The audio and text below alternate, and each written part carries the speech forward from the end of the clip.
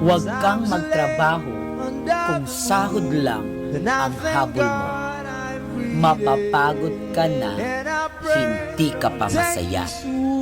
Kung sahod lang ang hanap mo, mag-resign ka na.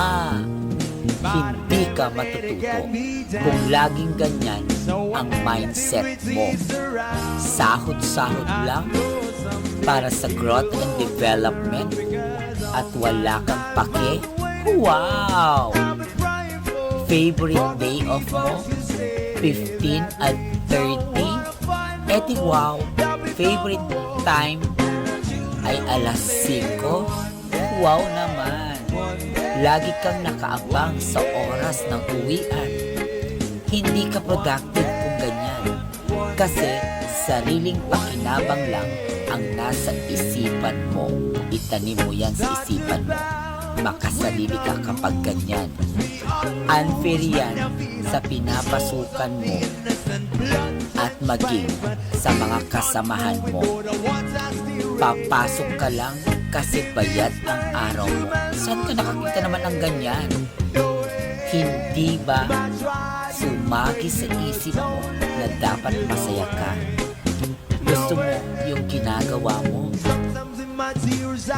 Mahal mo yung trabaho mo at nag-e-enjoy ka sa workplace mo. Dapat yun ang mindset mo para lasting at may impact.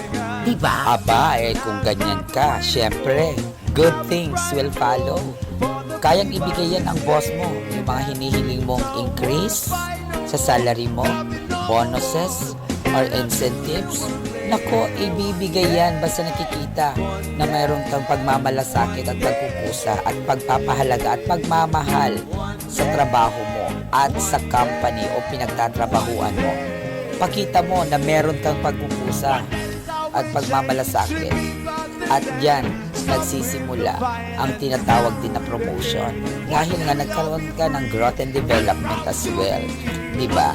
Maging habit mo dapat ang araw-araw na meron kang matututunan at meron din natututunan ang iyong katrabaho sa iyo.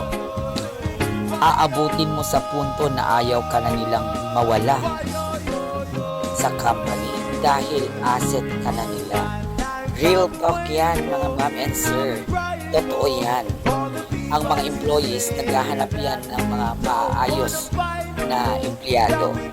Kaya, kung gusto mong tumagal sa isang trabaho at sa serbisyo, dapat alam mo na kailangan magtatrabaho ka doon sa company nang walang pag-aalinlang at walang reservations.